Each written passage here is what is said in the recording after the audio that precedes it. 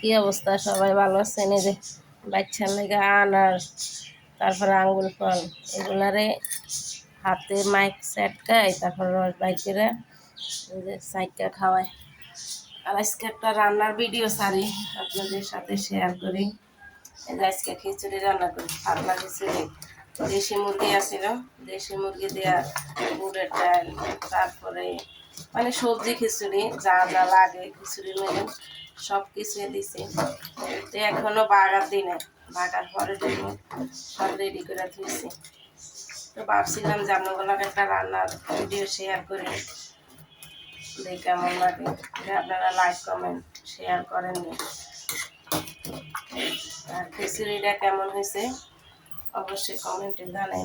আর এই যে চচ্চড়ি করছিলাম দুপুরে, মোংলা মাছ দিয়ে আলু দিয়ে চচ্চড়ি করছি, দেখছেন। আর রাত্রে আজকে খিচুড়ি।